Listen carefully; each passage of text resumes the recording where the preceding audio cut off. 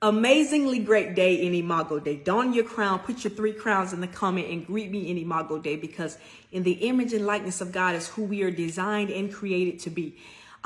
I just want to drop in here. I'm going to start a series today because a lot of teachers and students are going back to school. I'm a retired educator. I'm always an educator and a teacher, but I left the school system, a classroom teacher, in 2017. But I became highly decorated, highly successful. My students became high achievers, even though they were some of the poorest in the nation. And I was teaching what some people called one of the hardest subjects to teach and learn to poor people, but to anybody really, but especially poor people, which is economics. That's what I majored in at Spelman. That's what I taught for 13 years. But my kids became high achievers. And I think it's because of some of these things. I'm going to give you a series of P's, okay? The letter P. I didn't mean the alliteration, but a series of P's that's going to help you become trauma informed and trauma responsive in your classroom. What is that going to do for you? It's going to help your students achieve better. It's going to help the energy be better in your class. You're going to feel better because you're going to be doing better. Your kids will be doing better in life, in community, at home, but especially in your class and school. So a couple of let me start out with 1 P today. The first P is parents, parental involvement, parents, okay? When I left the school system in 2017 and many years leading up to that, one of the biggest issues was the lack of parental involvement. People were very discouraged by it, people were focusing on the problem more than the solution. But let me give you some trauma-informed insight. Many times parents are not involved, especially in high poverty situations, because they simply can't be. They haven't found a way to be. They're impoverished, so they're working several jobs. If they're not working, they're tired. They may be on some kind of drug or something or whatever.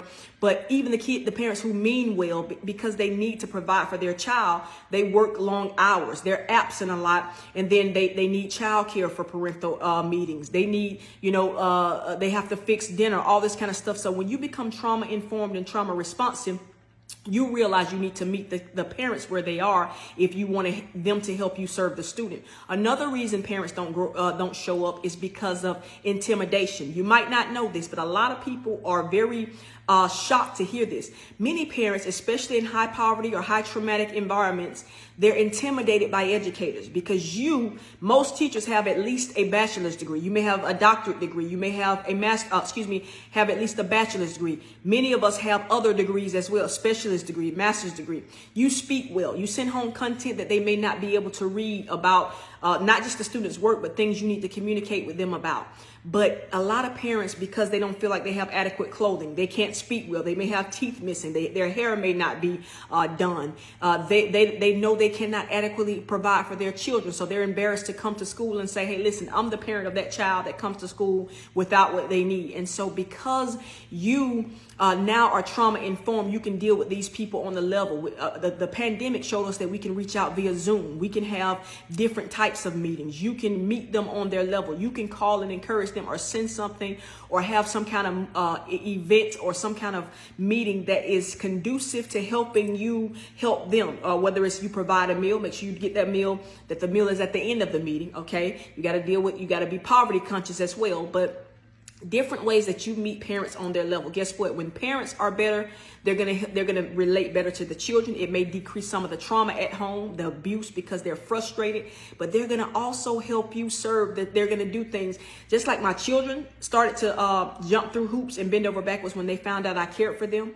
Parents will do the same, okay? Let me show you this. I love this. This is one of my prized possessions. This is a Golden Apple Award. The year that I left teaching, I retired from teaching in a classroom, in a public school classroom, I received that. That's of the many awards. I became highly decorated as a teacher. One of the reasons is because I was trauma informed and trauma responsive, which that terminology just recently came out years ago, but I was doing it a long time ago because God had blessed me to do it.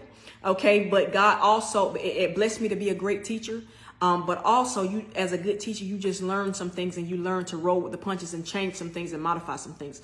I want you to have the best year ever, not just for you, but for those you lead and feed, for the kids and the students and the families they go back to, the communities they go back to, because at our goal at Trauma Training University, my goal is to help communities become more trauma informed and trauma responsive so that we can better better serve those we lead and feed.